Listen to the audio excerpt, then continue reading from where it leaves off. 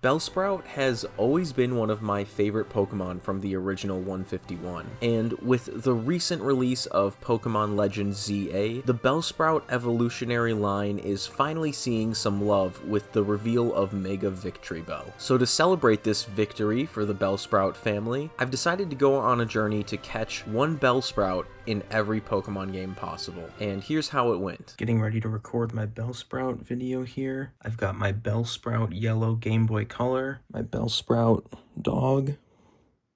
He's here with me. He's camera shy. He's busy thinking about Bellsprouts, right? I wanted to start this challenge off right by catching this yellow Pokemon on my yellow Game Boy Color in Pokemon Yellow version, but unfortunately, my plans changed rather quickly. Battery still works, that's good. One badge? Oh no, I started over. So I had to go with blue version here instead, but I ended up really liking this decision because blue version marked the very first appearance of Bellsprout in the series, so it was only fitting to start here. Perfect, 2 badges. I think we are right where we need to be. Yes, we are. Okay. Wow. Awesome, awesome. Alright, so we're gonna run up here to the tall grass. I think I did the battle bridge already. I did. Thank God I did not want to go through all those battles. Alright, cool. I bet you anything I have a Bellsprout in my party on this file, too. I do! I was training him! I remember this. I was playing this on the Super Game Boy. Oh my gosh. Look at him. Oh, he looked so freaky in this game. Look at that monster. Hold on. It's not focusing. Come on. Look at that guy. Number 69, Bellsprout, level 19. I could just look this up, but I'm using my phone to record, so... There he is! Alright. Let's catch our first Bellsprout. Let's hit him with a sleep powder. Alright, let's toss, I have 2 Pokeballs, really? Oh no. You know what? Let's whittle his health down, just to be safe.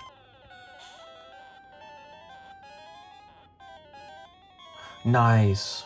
I was so worried those 2 wouldn't be enough. I'm gonna name him Dozer, after my dog, who you saw earlier. In one of my earliest videos, I tried to make a joke about how I thought Dozer reminded me of a Bellsprout, and we've come full circle now. There's our Gen 1 Bellsprout. Now let's move on to Gen 2. Next up was, of course, Generation 2, featuring my copy of Pokemon Crystal that I actually just played through last year.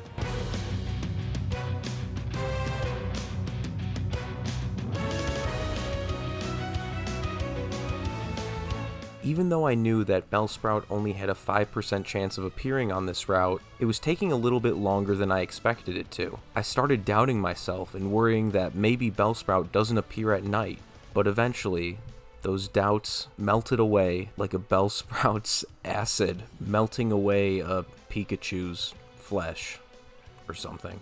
I don't know. Anyway, I found one.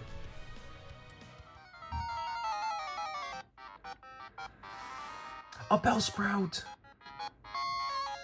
A Bellsprout! I think we were at like 22 encounters. Alright, sweet, let's catch him. I mean, her, excuse me. Hello, little lady. Well, I will definitely one-shot you if I use any moves that aren't Thunder Wave, so let's use Thunder Wave. Nice. I love the way its little neck wiggles in its animation. So when I was telling my wife that I wanted to make a video where I only catch Bellsprouts, and then I showed her Bellsprout, she made a very disturbing comment about what its head and specifically its mouth look like, and I don't know, it just made me a little bit uncomfortable. I'm gonna name this one Nadia, because it's a female, and I was telling the story of how Nadia was making strange comments about Bellsprout's mouth earlier. Alright, so there's Nadia the Bellsprout. She's going to be really happy to see that. Now we jump on over to the Game Boy Advance with the third generation of Pokemon. In Gen 3, the only Pokemon game in which you can catch a wild Bellsprout is Leaf Green version, which also happens to be my very first Pokemon game ever. So fun fact, this is the first Pokemon game I ever played. This is Pokemon Leaf Green version. And fun fact again, this is also the only Gen 3 game that you can catch a wild Bellsprout in. And I'm going to go to a very special location that's unique to this game. This was my team. I'll zoom in. As you can see, I think I've spoken about this file before. I did not know a single thing about training a proper team when I first played this game, and I only used my starter. As you can see, I chose Charmander, who's now Charizard, and I've got legendaries, a random Primeape, and a Seal, probably specifically just to surf with. Okay, and thankfully my Charizard knows Cut and Fly, so he is also my HM slave. I need to take us to Berry Forest. Oh shit. My game just shit itself. Okay, we've made it to Berry Forest, which has a 10% chance encounter rate for Bellsprouts.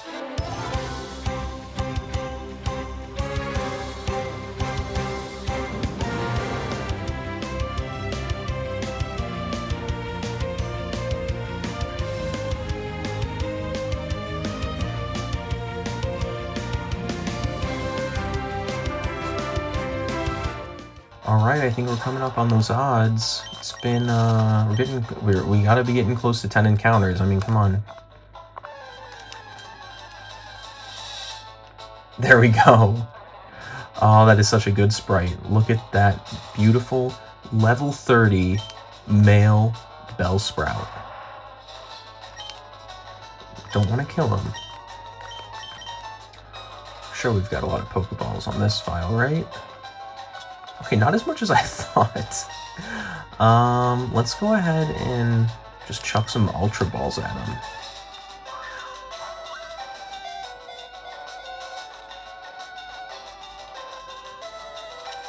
Yeah, first ball. Nice. I'm gonna name this one Mango. Because, you know, tropical fruit. Bellsprout's head kind of looks like a mango to me. So this is Mango the Bellsprout. From 3 Island. I don't know if I said that. Berry Forest is on 3 Island of the 7 Sevi Islands. Anyway, there's our Gen 3 Bellsprout. See you in Gen 4. Our next stop on our Bellsprout journey takes us to the second mainline Pokemon game that I ever owned as a kid, and that is Pokemon Pearl version. In this game, Bellsprout only appears in a very late game area, but thankfully I never deleted my original save file on this copy of the game, so tracking down our Sprout was a piece of cake.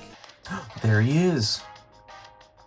There she is, excuse me, we have another female Bellsprout. Funny thing, I was just talking about how high leveled the random encounters are on this route, except for Bellsprout, who's only level 20.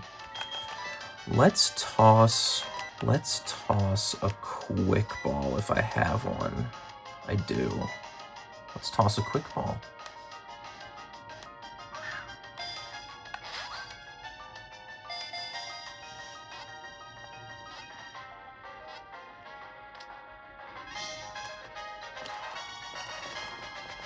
I'm naming her Shrimpina. Shrimpina. Now, Gen 5 is where I ran into a bit of trouble. Here, Bellsprout appears exclusively in Pokemon White version, which I thankfully have a Japanese copy of. In an area called White Town, the Pokemon that spawn are determined by the NPCs that you find there. And this was a feature that I honestly never really used back when these games were new. But after looking up which character spawns Bellsprout, I was confident that we had the right one.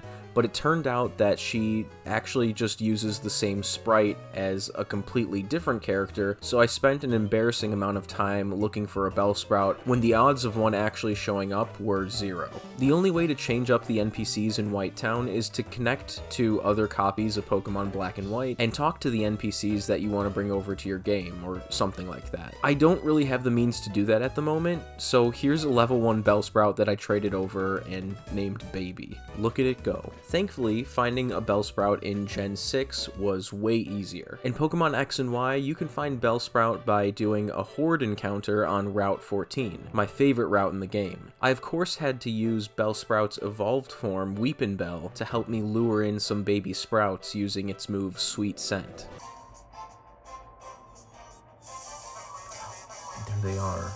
No shiny one, but wasn't expecting that anyway. What a beautiful spread we have here. So let's catch one. We have one Nest Ball, which is a good color scheme for Bellsprout, but let's just see. We might be able to get it. Was that a critical catch? It was. Nice.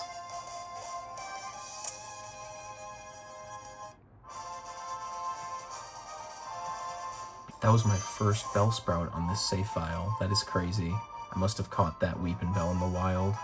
Alright, I named it Critter, since we got it with a critical catch. That's all I could think of. In Gen 7, Bellsprout can only be found using Island Scan, which is a feature that I don't think I ever used once when I initially played through my copy of Sun version here. But you can actually get some pretty cool Pokemon if you know what you're doing, like Bellsprout for example. The way it works is you have to scan QR codes to charge up this meter, then go to a specific route on a specific day of the week to find the Pokemon you're looking for. In Bellsprout's case, we had to go to Route 5 on a Friday.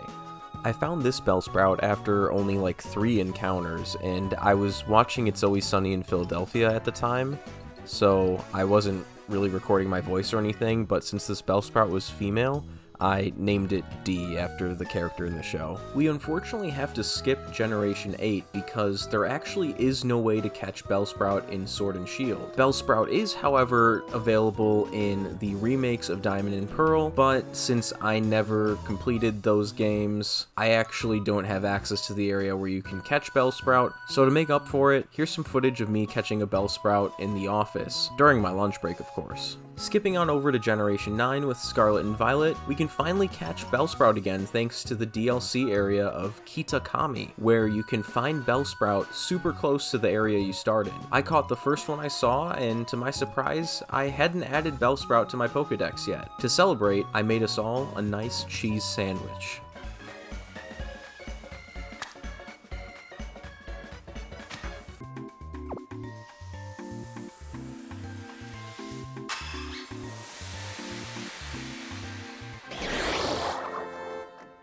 And finally, our journey comes to an end in the most recent Pokemon game to feature Bellsprout at the time of making this video, of course, Pokemon Legends ZA. My love for Mega Victreebel is honestly what inspired me to make this video. So I've of course caught my share of both regular and alpha Bellsprouts, and I even did a hunt off camera for a shiny Bellsprout that I fully evolved. And later on in my playthrough, I randomly encountered another shiny Bellsprout that I've decided to keep in its original baby form. Unfortunately, I wasn't recording when I found either of these shinies, so I didn't capture my reaction, but I'm super happy with my finds in this game so far, and I'm enjoying this one a lot more than I did Scarlet and Violet, so I'm hoping we continue to see more Legends games in the future. Anyway, that's my Bellsprout video. I want to give a quick shout out to Absol Blogs Pokemon, even though he doesn't know who I am. His videos kind of inspired me to make this. I really like his philosophy about sometimes making a video or doing a stream about a specific Pokemon